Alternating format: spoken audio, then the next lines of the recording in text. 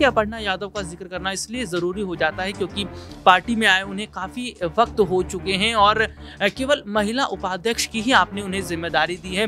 अनुजेश यादव को यहाँ चुनावी मैदान में उतारा है, वो कहीं ना कहीं पारिवारिक लड़ाई यहाँ पर एक बार छेड़ने की तैयारी भारतीय जनता पार्टी की तरफ से की गई। यहाँ पर जीत दिलाने के लिए यदि अपर्णा यादव किसी सीट पर अधिक सक्रिय हो सकती थी, जोर लगा सकती थी, तो वो यहाँ पर करहल सीट थी। अब देखिए हम तो यहाँ पर अनुजेश यादव को चुनावी मैदान में उतारा गया है।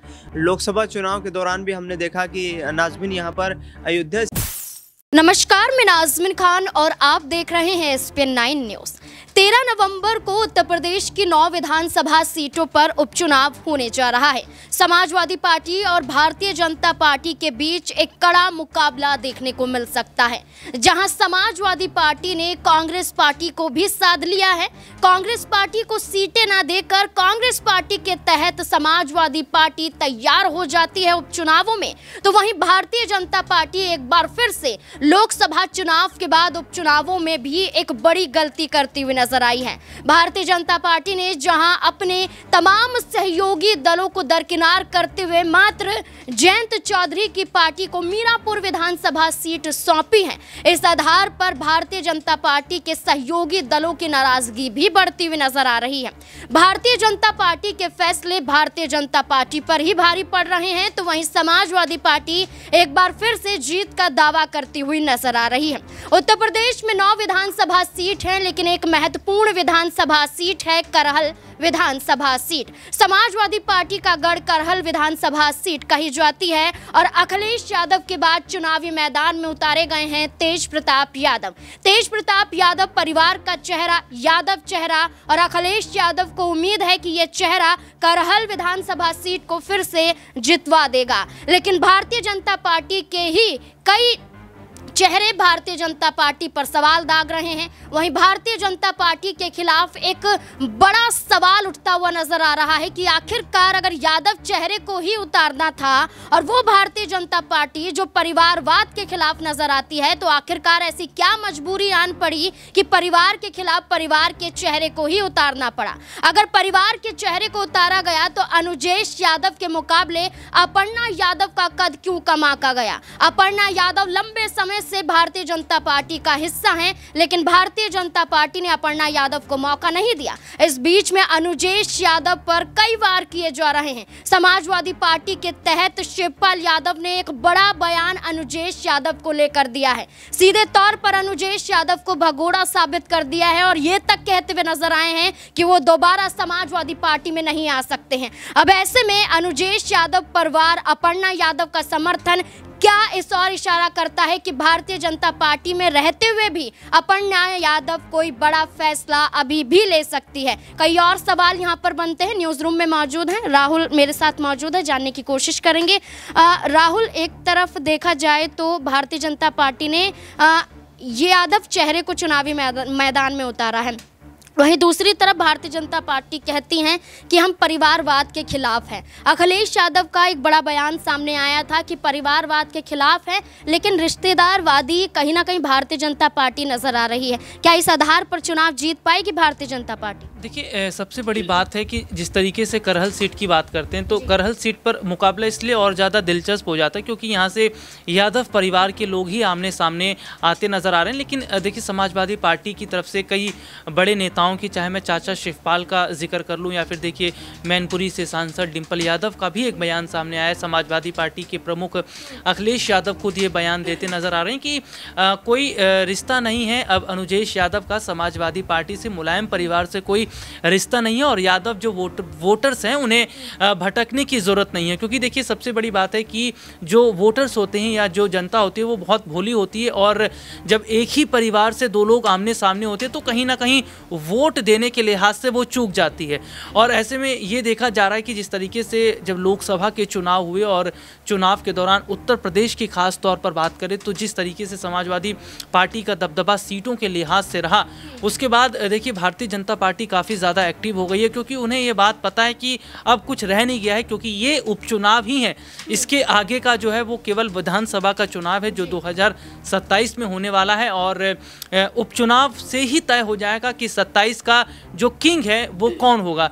तो कहीं ना कहीं देखिए जो स्थिति इस वक्त देखी जा रही है कि जो योगी आदित्यनाथ ने भी बहुत सोच समझकर जो देखिए 7 जो सीटें हैं उस पर जो उम्मीदवारों को उतारा है और करहल सीट पर निगाहें जो टिकी हुई हैं। लेकिन यहाँ पर ये देखा जा रहा है कि जो वोटर है क्या वाकई जो वो ना बंटने की उम्मीद है। देखिए एक सबसे बड़ी और दिलचस्प बात क्या है कि जो प्रदेश के मुख्यमंत्री योगी आदित्यनाथ उनका जो बयान है बटोगे तो कटोगे, इसका असर हरियाणा के विधानसभा चुनाव में देखने को मिला और ये बात खुद भारतीय जनता पार्टी जानती है, क्योंकि इस तरीके के जब नारों का जिक्र किया गया हरियाणा के अंदर तो कहीं ना कहीं देखिए तस्वीर बदलती नजर आई।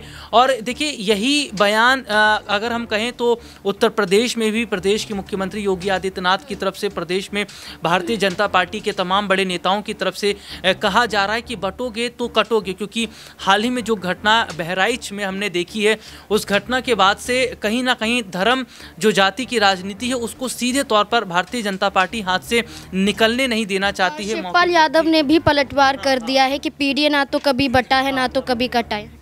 बिल्कुल, देखिए चाचा शिवपाल का जिक्र कर लेते हैं। देखिए पीडीए यानी कि पिछड़ा, दलित और अल्पसंख्यक, जिस तरीके से इन 3 वोट बैंक पर निगाहें समाजवादी पार्टी प्रमुख अखिलेश यादव की भी है, तो इन वोट बैंक पर भारतीय जनता पार्टी की भी नज़र है। देखिए ये तो चुनाव के नतीजे तय करेंगे कि पीडीए बटा है या नहीं बटा है या कितना बटा है, क्योंकि ये चुनाव के नतीजों के बाद ही पता चल जाता है कि कितने जो जाति के लोग हैं वो किसके साथ खड़े रहे हैं। लेकिन कहीं ना कहीं जो पीडीए का नारा लेकर चल रही है भारतीय जनता पार्टी भी, विपक्षी पार्टी भी। और देखिए चाचा शिवपाल का जिक्र कर लेते हैं तो चाचा शिवपाल को कटहरी से जिम्मेदारी दी गई है और ये भी कहा जा रहा है कि चाचा शिवपाल कहीं ना कहीं पार्टी में मजबूती के साथ खड़े रहे। और देखिए उन्होंने सीधे तौर पर मैं कहूँ तो प्रदेश के मुख्यमंत्री योगी आदित्यनाथ को अगर कहें तो सीधे तौर पर धमका भी दिया। उन्होंने कहा कि जो बटोगे या कटोगे कह रहे हैं वो बाद में पिटेंगे भी, इस तरीके की बातें कह रहे हैं। और देखिए भारतीय जनता पार्टी की तरफ से अगर मैं बात करूं डिप्टी सीएम केशव प्रसाद मौर्य, उनका भी बयान इस उपचुनाव को लेकर सामने आया है। देखिए यहाँ पर ये देखा जा रहा है कि चुनाव से पहले राजनीतिक पार्टी के नेताओं का कहीं ना कहीं जो वार पलटवार है एक दूसरे पर शुरू ज़रूर हो गया है, लेकिन कुछ ऐसी सीटें हैं जिस पर निगाहें बनी रहेंगी। भले ही करहल सीट की अगर जिक्र कर लें कि उस पर चुनाव की तारीखों का ऐलान नहीं हुआ है, लेकिन समाजवादी पार्टी ने तो अपने उम्मीदवार को घोषित कर दिया है अवधेश के बेटे को उतारकर, लेकिन भारतीय जनता पार्टी वहां से किसको उतारेगी। और कहीं ना कहीं देखिए अपर्णा यादव का जिक्र करना इसलिए ज़रूरी हो जाता है क्योंकि पार्टी में आए उन्हें काफ़ी वक्त हो चुके हैं और केवल महिला उपाध्यक्ष की ही आपने उन्हें जिम्मेदारी दी है, कोई टिकट आपने उन्हें अभी तक नहीं दिया है। तो ऐसे में एक चेहरा जो है वो कहीं ना कहीं बीजेपी के पास सेफ पड़ा हुआ है। क्या इस चेहरे को क्या मिल्कीपुर से उतारा जा सकता है? क्योंकि देखिए ये हम नहीं कह सकते कि अपर्णा यादव का कोई जनाधार नहीं है या अपर्णा यादव का कोई रोल नहीं है। ये तो चुनाव में उतरने के बाद ही पता चलेगा कि कितना किसका क्या बड़ा रोल है। और देखिए सबसे बड़ी बात है उत्तर प्रदेश में भारतीय जनता पार्टी की तरफ से अगर अपर्णा को मौका मिलता है तो शायद कहीं ना कहीं वो बड़ी टक्कर देती ज़रूर नजर आएंगी। देखिए अनुजेश यादव का जिक्र मैं आखिरी ज़रूर करना चाहूँगा क्योंकि अनुजेश यादव भले ही मुलायम परिवार से आते हैं, लेकिन कहीं ना कहीं वोटर्स के बीच में एक बड़ा संदेश दे दिया गया है कि अनुजेश यादव से हमारा कोई रिश्ता नहीं है, यादव परिवार का कोई रिश्ता नहीं है और यादव जो अभी तक वोट देते आए हैं वैसे ही वोट दें। लेकिन ये एक बहुत दिलचस्प बात रहेगी कि जो योगी आदित्यनाथ ने अनुजेश यादव को करहल से उतारा है, क्या इसका फ़ायदा उन्हें मिल पाएगा? भले ही परिवार को आमने सामने लड़ाने की कोशिश की और देखिए इतिहास गवाह रहा है कि राजनीति में अभी तक हम देखते रहे हैं कि बहुत सारे ऐसे नेता हैं, बहुत सारे ऐसे चेहरे हैं जो बीजेपी में हैं, उनके जो सहभागी हैं वो कांग्रेस से। देखिए अभी हरियाणा का जो चुनाव हुआ, सावित्री जिंदल का जिक्र कर लेते हैं, भारतीय जनता पार्टी से टिकट नहीं मिलता है तो निर्दलीय चुनाव में उतरती हैं। नवीन जिंदल भारतीय जनता पार्टी से, तो देखिए ये सांसद, तो ये देखिए बहुत बड़ी बात है कि जिस राजनीतिक पार्टी के नेता को जहां से टिकट मिल जाता है, जहां से बहुत सारे ऐसे हैं जो निर्दलीय उतर जाते हैं, तो ये एक बहुत बड़ी बात रहेगी कि क्या वाकई अनुजेश यादव पर जो दांव खेला गया है वो ठीक साबित होगा। और सबसे बड़ी बात है कि अपर्णा यादव को कहां से टिकट मिलता है, और अगर टिकट नहीं मिलता तो फिर पार्टी में आगे उनके लिए क्या जगह है। बिल्कुल, जहां अनुजेश यादव को लेकर समाजवादी पार्टी के तहत शिवपाल यादव और खुद धर्मेंद्र यादव ये बयान जारी करते हुए नजर आते हैं कि जब 2019 में अनुजेश यादव ने भारतीय जनता पार्टी का दामन थामा था, तब से ही हमने सारे रिश्ते अनुजेश यादव से तोड़ दिए थे। धर्मेंद्र यादव ने साफ तौर पर कह दिया कि उनका हमारे से कोई भी रिश्ता नहीं है और हमारी पार्टी की लड़ाई परिवार से जुड़ी हुई नहीं बल्कि विचारधाराओं से जुड़ी हुई लड़ाई है। लेकिन इस बीच में देखें तो अनुजेश यादव भी पलटवार करते हुए नजर आए थे। अनुजेश यादव ने तो ये तक कह दिया था कि पहले शिवपाल यादव अपने गिरवान में झांक कर देखें, जब अखिलेश यादव से नाराज होकर अपनी ही पार्टी का गठन करते हुए नजर आए थे। अब शिवपाल यादव को और खुद पूरे समाजवादी पार्टी को जरूरत पड़ रही है कि लोगों के घर घर जाकर झुकना पड़ रहा है। अनुजेश यादव ने कहा कि मैं भारतीय जनता पार्टी से अगर टिकट भी नहीं पाता तो भी भारतीय जनता पार्टी का हिस्सा बना रहता। तो क्या अनुजेश यादव को मालूम ही नहीं था? क्या अनुजेश यादव चाहते ही नहीं थे कि करहल विधानसभा सीट मिले? और आखिरकार भारतीय जनता पार्टी ने अनुजेश यादव पर ही क्यों दांव आजमाया? मनीष मेरे साथ मौजूद हैं। मनीष, क्या लगता है अनुजेश यादव जिस तरीके से बयान और शिवपाल यादव पर पलटवार कर रहे हैं, क्या इस आधार पर अनुजेश यादव सक्रिय हैं करहल विधानसभा के इस उपचुनाव को लेकर?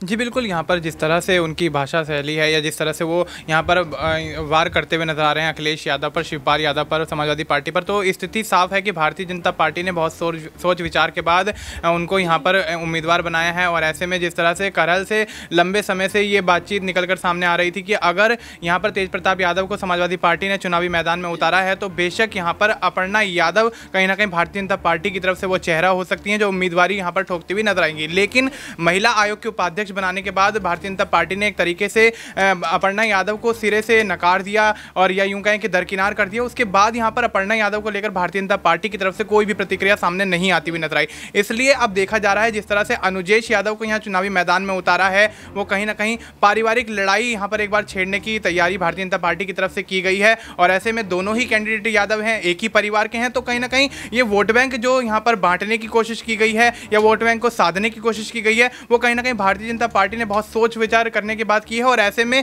जिस तरीके से मुकाबला होने वाला है वो बहुत ही दिलचस्प होने वाला है। और ऐसे में दोनों ही पार्टियों के बीच कड़ी टक्कर यहां पर एक दूसरे के खिलाफ देखी जा सकती है। और करहल सीट अखिलेश यादव ने छोड़ी, अखिलेश यादव के बाद यहां पर तेज प्रताप यादव उम्मीदवार बनाए गए और तेज प्रताप यादव काफी लंबे समय से सक्रिय हैं समाजवादी पार्टी में। तो स्थिति साफ है कि दोनों ही कैंडिडेट कहीं ना कहीं मजबूत हैं, प्रबल दावेदार हैं। अब देखना दिलचस्प होगा कि इस सीट पर होने वाली सियासी लड़ाई में आखिर जीत किसकी होती है। देखिए बिल्कुल, अगर भारतीय जनता पार्टी में रहते हुए ही महिला आयोग के उपाध्यक्ष पद पर विराजमान है अपर्णा यादव, और अपर्णा यादव की मुलाकात एक वक्त पर सीएम योगी आदित्यनाथ से भी होती है, सीधे लखनऊ पहुंच जाती हैं, बीजेपी दफ्तर में मुलाकात होती है, साथ में मौजूद होते हैं उनके पति प्रतीक यादव। लेकिन इस मुलाकात के बाद भी ये कहा जा रहा था कि सिर्फ उपाध्यक्ष पद को लेकर नहीं थी मुलाकात उपचुनावों को लेकर भी हो सकती थी और हुई भी होगी। अब ऐसे में ये कहा जा रहा है कि अपर्णा यादव को करहल विधानसभा सीट नहीं मिली है, तो क्या और कोई मौका मिलता हुआ नजर आएगा? दिनेश मेरे साथ मौजूद है। दिनेश, अभी राहुल ने एक जिक्र किया कि अभी मिल्कीपुर विधानसभा सीट बाकी है, क्या लगता है कि भारतीय जनता पार्टी अपर्णा यादव पर मिल्कीपुर विधानसभा सीट को लेकर मौका दे सकती है या फिर हर बार की तरह साइडलाइन की जाएंगी? देखिए, इसकी संभावनाएं कम नजर आती हैं कि मिल्कीपुर विधानसभा सीट से जो है अपर्णा यादव को चुनाव लड़वाएगी भारतीय जनता पार्टी, क्योंकि सुरक्षित सीट और पार्टी को यहाँ पर जीत दिलाने के लिए यदि अपर्णा यादव किसी सीट पर अधिक सक्रिय हो सकती थी, जोर लगा सकती थी, तो वो यहाँ पर करहल सीट थी। अब देखें, हम तो यहाँ पर अनुजेश यादव को चुनावी मैदान में उतारा गया है। लोकसभा चुनाव के दौरान भी हमने देखा कि नाज़मीन यहाँ पर अयोध्या सीट को लेकर के कोई किसी तरीके की चर्चा नहीं हुई अपर्णा यादव को चुनाव लड़ाने के लिए, लेकिन कैसरगंज, अमेठी और रायबरेली जैसी सीटों पर उन्होंने इच्छा जाहिर की थी। तो साफ तौर पर ये समझ में आता है कि जो एक सुरक्षित सीट मानी जा रही है वहाँ से कहीं ना कहीं अपर्णा यादव चुनाव लड़ना चाहती हैं। लेकिन भारतीय जनता पार्टी किस सोच विचार की स्थिति में है समझ नहीं आता, क्योंकि अपर्णा यादव किसी पहचान की मोहताज नहीं है उत्तर प्रदेश की राजनीति में। और ऐसे में देखा जाए तो आगामी वक्त में क्या वे वापसी समाजवादी पार्टी में करते हुए नजर आएंगे, इसकी भी प्रबल संभावनाएं बनी हुई है, क्योंकि चुनाव पर चुनाव यहाँ पर बीतते जा रहे हैं। और अपर्णा यादव को एक वक्त ये कयास भी लगाए जा रहे थे कि 19 जनवरी 2024 को जब उत्तर प्रदेश में जो 10 राज्यसभा की सीटें खाली थी उनमें से राज्यसभा भी भेजा जा सकता है, लेकिन वहाँ भी उनको निराशा हाथ लगी। तो मुझे नहीं लगता कि अब आने वाले वक्त में अपर्णा यादव 2027 के उत्तर प्रदेश विधानसभा चुनाव से पहले यदि भारतीय जनता पार्टी में शामिल होती हैं तो किसी सीट से चुनाव लड़ा जाएगा। ये उपचुनाव जो था ये उनके लिए एक सुनहरा मौका था, लेकिन यहाँ पर पार्टी ने विश्वास नहीं जताया। देखना ये भी दिलचस्प होगा कि क्या पार्टी के साथ बनी रहती है, क्योंकि पिछले लंबे वक्त से कोई जिम्मेदारी ना मिलने के चलते अपर्णा यादव भारतीय जनता पार्टी में अपने आप को ठगा हुआ महसूस कर रही है। समाजवादी पार्टी हो या भारतीय जनता पार्टी, उनके तमाम कार्यकर्ता, उनके तमाम नेता एक ही बयान जारी करते हुए नजर आते हैं कि हम विचारधाराओं पर चलते हैं, हमारी लड़ाई विचारधाराओं के तहत है। और वही विचारधारा की बात करते हुए अपर्णा यादव भारतीय जनता पार्टी में शामिल हुई थी, लेकिन आखिरकार अपर्णा यादव को मौका नहीं मिल पाया। अभी भी यही सवाल बनते हुए नजर आते हैं कि अपर्णा यादव भी एक यादव चेहरा है, अनुजेश यादव भी यादव चेहरा है, दोनों परिवार का हिस्सा है, लेकिन भारतीय जनता पार्टी ने मौका दिया तो अनुजेश यादव को। और एक बार फिर से अपर्णा यादव को लेकर ये दर्शा दिया कि अभी राजनीतिक रूप से और चुनाव लड़ने के आधार पर सक्रिय नहीं है अपर्णा यादव, परिपक्व नहीं है एक तरीके से कहा जा सके तो, क्योंकि अपर्णा यादव जब से भारतीय जनता पार्टी में आई है, जब से अब तक अपर्णा यादव सिर्फ गुहार ही लगाती हुई दिखाई दे रही हैं। कोई बड़ा मौका अपर्णा यादव को नहीं मिल पाया है। अब देखना होगा कि अपर्णा यादव पर क्या आने वाले समय में भारतीय जनता पार्टी कोई बड़ी जिम्मेदारी देती हुई नजर आती है, कोई चुनाव लड़वाती हुई भारतीय जनता पार्टी नजर आती है, क्योंकि 2027 का विधानसभा चुनाव भी बाकी है।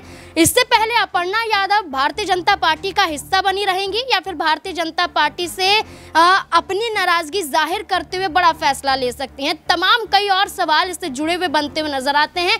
पूरा जिम्मा अब अपर्णा यादव पर है, पूरा फैसला अपर्णा यादव पर है। आपकी क्या राय है कि अपर्णा यादव को क्या करना चाहिए, अब क्या है आपकी राय इस पूरे मुद्दे को लेकर? कमेंट सेक्शन में जरूर बताएं। देखते रहें SPN9 न्यूज़। धन्यवाद।